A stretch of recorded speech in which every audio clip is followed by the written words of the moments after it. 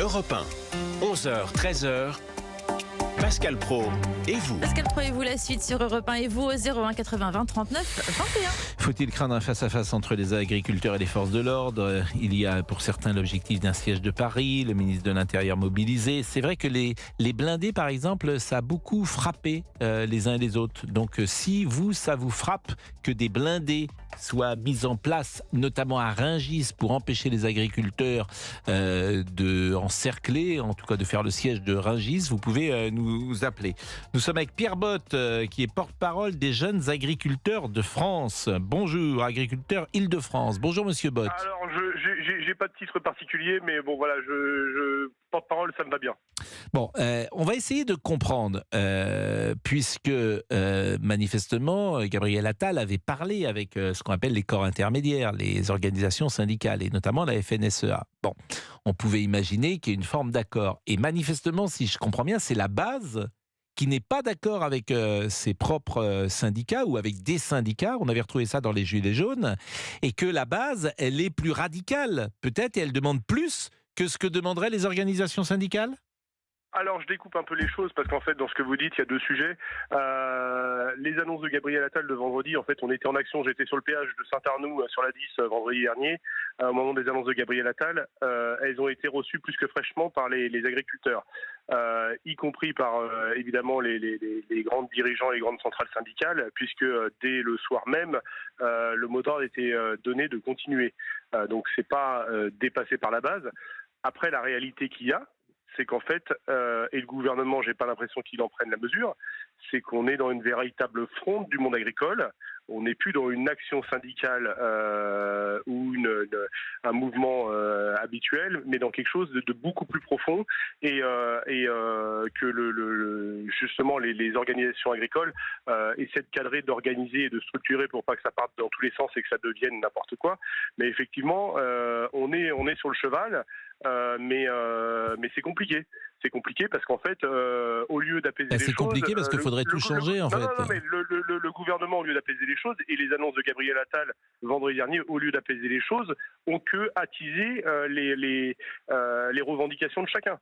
C'est-à-dire qu'il a remobilisé les troupes bien plus que prévu. Oui, mais monsieur Botte, moi j'ai l'impression que, en fait, il faudrait tout changer. Il faudrait revenir à la politique agricole commune telle que l'avait définie le général de Gaulle. Il faudrait retrouver sa souveraineté alimentaire à Paris alors qu'elle est donnée à Bruxelles. Et qu'évidemment, les politiques et les gouvernements ont fait en gros n'importe quoi depuis 40 ans. Mais aujourd'hui... On est d'accord sur le constat. On est d'accord sur le constat. Oui, mais on fait comment ? Après, on fait comment parce que c'est Bruxelles. On est d'accord sur le... Non, tout n'est pas de la faute de Bruxelles. En fait, tout ce qui a été mis sur la table, c'est des mesures franco-françaises. C'est principalement des mesures franco-françaises qui sont sur la table. Bien sûr qu'il faudra traiter à Bruxelles les accords de libre-échange. Quand on prend le Mercosur, on n'a pas réussi à nous faire avaler le saucisson entier, alors on est en train de le couper en rondelles pour qu'on l'avale. Ça passe toujours pas. Ça passe toujours pas, que ça soit entier ou en rondelles, on va pas l'avaler le saucisson. Mais par exemple, les jachères... Les jachères, c'est quand même très intéressant. Qu'on vous demande à Bruxelles de ne pas exploiter à 100% vos terres, je me dis, mais dans quel cerveau malade on a pu imaginer que ce soit des techniciens ou des petits hommes gris de Bruxelles qui vous imposent de ne pas cultiver vos terres. Mais ça, c'est Bruxelles, c'est pas la France, les jachères. On est d'accord sur ces sujets-là, mais en fait, on a aussi la fâcheuse habitude en France, sur ce que dit Bruxelles, de passer pour le bon élève aussi, et de vouloir passer pour le bon élève. Donc, ça commence à bien faire, parce que à chaque fois, sur tous les sujets, on est toujours les meilleurs. On est toujours les meilleurs, mais on est toujours aussi en train de perdre de la compétitivité par rapport à nos voisins européens, par rapport à nos clients divers et variés, et par contre la ménagère qui va faire ses courses, elle va regarder le prix et elle va acheter au moins cher. Et effectivement, du coup, ça sera pas de l'origine France. Je vous prends le cas des champignons parce qu'on va manifester, on encercle Paris. Le champignon de Paris. Aujourd'hui, vous prenez un champignon de Paris. Vous prenez un champignon de Paris français, il va avoir des normes XXL, il sera le plus beau, le plus blanc, etc. et tout ça.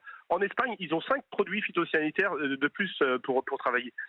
En Belgique, ils ont 7 produits phytosanitaires de plus pour travailler. En Pologne, ils ont 12 produits phytosanitaires de plus pour travailler. Aujourd'hui, qu'est-ce qu'on mange en France ? C'est des champignons polonais. Alors, on interdit aux agriculteurs français toutes ces solutions-là pour les produire, mais par contre, la ménagère, elle va acheter quoi ? On ne lui interdit pas d'acheter les champignons de Paris. Non mais Monsieur Bott, on marche sur la tête. Je peux pas vous dire autre chose. Moi, j'entends toutes vos revendications et j'ai l'impression que beaucoup de gens, et c'est pour ça il y a 90% des gens qui les partagent, parce que on a un souci. Effectivement, avec les revendications écologiques, l'écologie politique, qui n'a rien à voir d'ailleurs forcément avec la qualité de vie et l'environnement. Moi j'aimais bien dans le temps, on appelait ça le ministre de l'Environnement, le ministre de la qualité de la vie. Là on a une écologie politique, on a une écologie punitive et elle vous met bien souvent en difficulté parce qu'au fond, ce qu'elle veut c'est d'abord sauver la planète et après vous, si j'ai bien compris. Mais bien sûr, cette écologie politique pose problème parce que moi, je vois sur le terrain, sur mon exploitation, la plupart, on va pas dire toutes, mais la plupart des associations écologistes autour de nous, on a de très bonnes relations ensemble et on travaille ensemble. Donc, en fait, on essaie d'opposer des choses parce qu'on politise les choses et que sur le terrain, c'est pas du tout le sujet. Et ils comprennent nos problématiques et ils comprennent nos difficultés. Donc, c'est bien cette écologie politique qui pose problème. Effectivement, c'est un sujet. Alors, en ce moment, on est dans la grande opération. On se lave les mains et c'est pas nous et on est responsable de rien, on est au contraire la solution. Non. Et il y a un certain nombre de mouvements là, alternatifs qui appellent à rejoindre le mouvement des agriculteurs. Croyez-moi qu'ils vont être reçus fraîchement. Bah, c'est ce que j'imagine et effectivement, ils vous mettent en difficulté. J'entendais Madame Tondelier dire hier, on ne sauvera pas le climat sans les agriculteurs. D'abord, je suis étonné de cette phrase parce que la France n'a pas vocation à sauver le climat. Le climat en a vu d'autres, d'une certaine manière. En revanche, la France a vocation à sauver ses agriculteurs, son agriculture, retrouver autant que faire se peut sa souveraineté alimentaire. Et puis, on va le redire, la France n'est pas responsable du réchauffement climatique. La France n'a pas sacrifié son économie, ses agriculteurs, son peuple, au regard d'un phénomène sur lequel elle n'a aucune prise. Il faut dire les choses clairement, c'est-à-dire que la France n'a aucune prise sur le réchauffement climatique que je sache. Il est 12h12, on marque une pause, on est avec Pierre Bott qui est porte-parole des jeunes agriculteurs en Ile-de-France. Peut-être que cette séquence, au moins, elle aura un avantage, c'est une prise de conscience sur la folie normative européenne, une prise de conscience sur le poids de Bruxelles, une prise de conscience de la dinguerie parfois écologique. L'écologie politique dont parlait à l'instant Pierre Bott. A tout de suite. Pascal Praud vous accompagne de 11h à 13h sur Europe 1. Et pour intervenir à l'antenne, vous composez ce numéro. Appelez Pascal Praud au 01 80 20 39 21. Europe 1. Pascal Praud et vous. Allez hop, tout le monde à la campagne. Allez hop, le soleil nous attend. Charlotte Julien, non mais ça c'est la playlist des années 70. 1973. Bien sûr, Charlotte Julien. Bon bah je vais remercier Monsieur Bott, Pierre Bott, porte-parole des jeunes agriculteurs. Tenez bon Monsieur Bott. Eh ben, on va faire le boulot. On va essayer de faire le boulot. Tenez bon, parce qu'il y a une question à laquelle que je pose souvent et j'ai pas la réponse. Il va y avoir des déjeuners, des dîners aujourd'hui. Tous les Français vont déjeuner ou dîner. Est-ce que vous savez, en pourcentage, combien ils mangeront français ? Moi, je préfère pas le savoir en fait. Si vous voulez, si on prend un certain nombre de restaurations hors foyer ce midi, ils mangent très peu français. Enfin, typiquement dans la restauration hors foyer, les cantines, le midi, c'est principalement du poulet étranger, quoi. Donc effectivement, on peut manger un bon poulet le week-end, mais il n'y a pas de statistiques là-dessus. On ne sait pas si 50% des Français qui nous écoutent mangeront des produits qui ont été produits ou fabriqués en France précisément, ou si c'est de l'étranger, de l'importation. Ça, il n'y a pas de stats là-dessus. Vous voulez mon sentiment sur le sujet? Enfin, il y a beaucoup de disparités. Malheureusement, aussi, c'est lié à la question du pouvoir d'achat. Bien sûr. Mais effectivement, de cette réalité-là nous ferait mal au cœur et nous motiverait encore plus. Mais cette question de la souveraineté alimentaire que Gabriel Attal veut évaluer, on va lui donner un coup de main. On va regarder tout ce qui monte à Paris et on va laisser que ce qui est français monter à Paris. Il va vite voir que notre souveraineté alimentaire, elle est déjà très très altérée. Bah merci en tout cas, tenez bon parce que l'agriculture est un pilier évidemment de la société française. On est avec Nicolas, Oui, bonjour. On était avec Sylvie Vartan tout à l'heure qui chantait Nicolas justement. Nicolas, vous êtes éleveur de chèvres. Oui, éleveur de chèvres. Et fromager. Fromager dans le Tarn-et-Garonne. Et là vous êtes où à 12h18? Alors, on est sur la route, sur un convoi avec une centaine de tracteurs, avec la coordination rurale du 47. Et donc, nous, on est dans un fourgon et en fait, on est là pour que les chauffeurs des tracteurs puissent se reposer et dormir pour que le convoi ne s'arrête pas. Parce que vous conduisez aussi un tracteur. Alors là, nous, on est dans des fourgons. Vous êtes dans le fourgon et lorsque le chauffeur est un peu fatigué, à ce moment-là, il y en a un qui prend le relais, c'est ça? Voilà, il peut dormir. Bon. Vous prendre êtes parti d'où? Alors, on est parti de notre petite commune de Tréjoul, dans le Tarn-et-Garonne. Vous êtes parti à quelle heure? Ce matin, pas de bonne heure, à 9h. Et là, vous êtes où? Et donc, on a rejoint on va à Bergerac, là. Bergerac, vous allez à combien? À 10 à l'heure, 20 à l'heure? Voilà, on est à peu près à 30-40 à l'heure. Un tracteur, ça va jusqu'à 30-40 à l'heure. Bon, vous êtes combien? Il y a une centaine de tracteurs et puis à peu près 150 véhicules, on va dire. Bon. Voilà, qui suivent, entre les tracteurs et les fourgons, les voitures. Question toute simple d'ailleurs, dans vos tracteurs, vous mettez quoi comme vous mettez du GNR?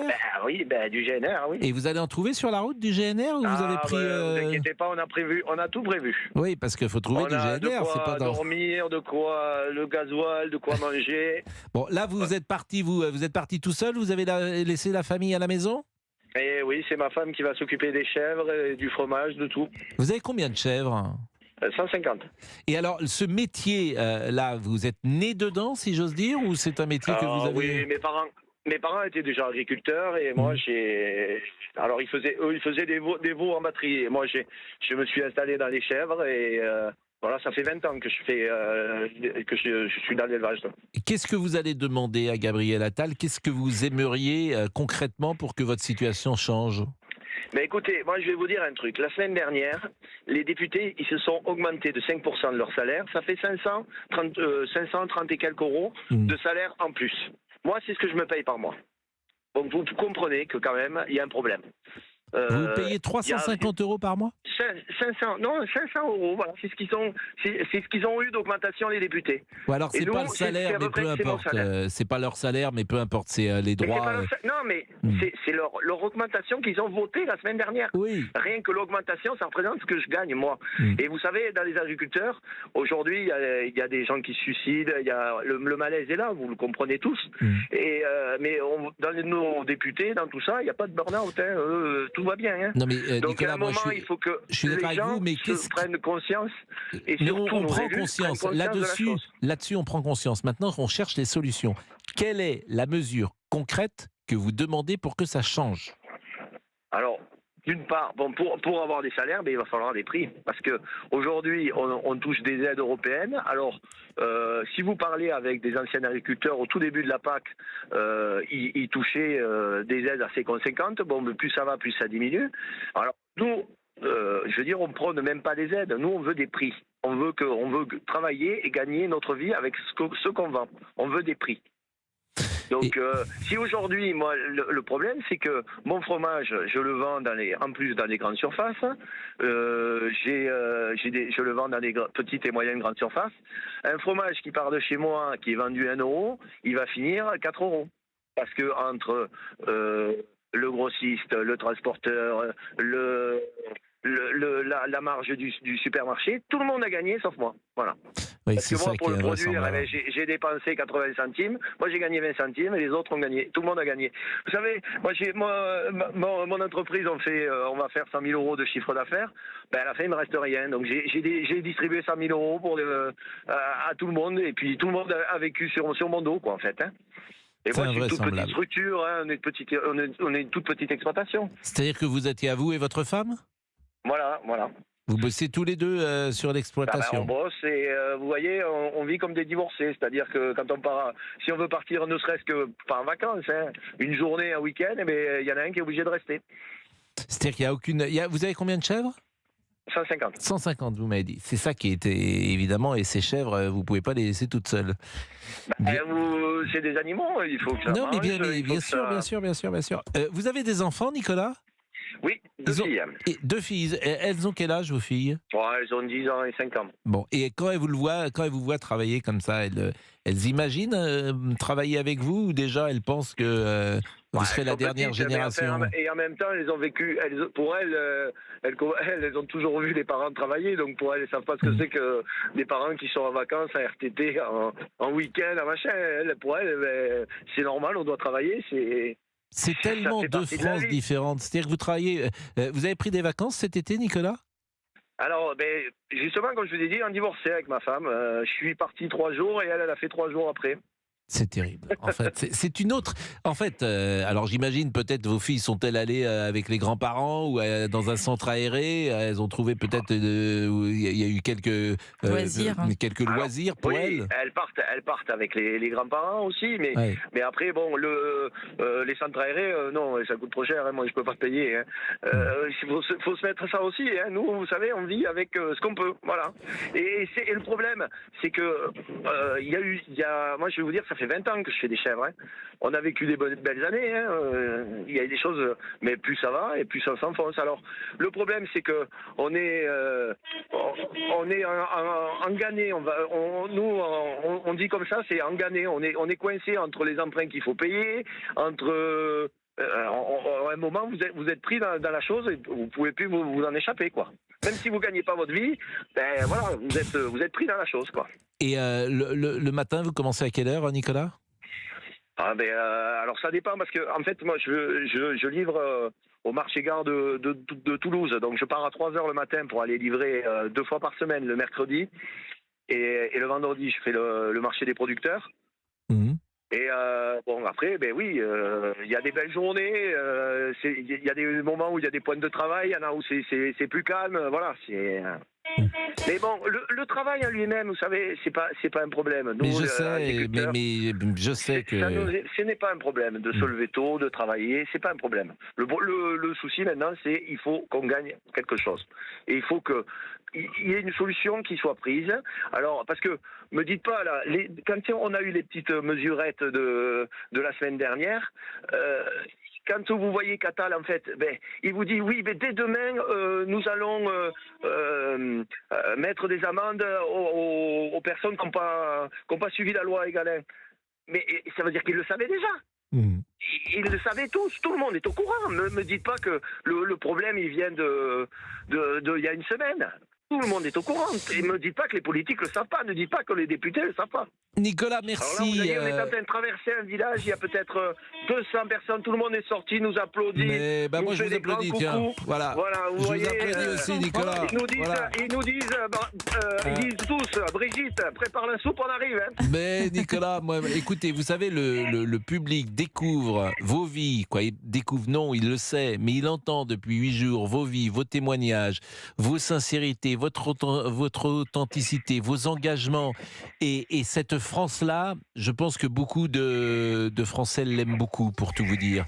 Parce que il y a beaucoup de générosité aussi dans ce que vous dites, et beaucoup de vérité, beaucoup de tendresse pour ce monde-là, pour votre travail, l'implication dans votre travail, le plaisir que vous avez à travailler. Merci beaucoup, Nicolas. Merci beaucoup. De nous avoir entendus. Et écoutez, on arrive donc à Rungis.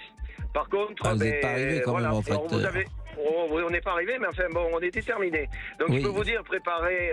Vous allez arriver demain, je pense. Allez faire les courses parce qu'il y aura bientôt plus rien. Hein. Il y aura plus à manger, je vous le dis. Je sais pas, ça, je sais pas comment ça va se passer, mais bon. On vous souhaite bon courage en tout cas, Nicolas. Merci beaucoup.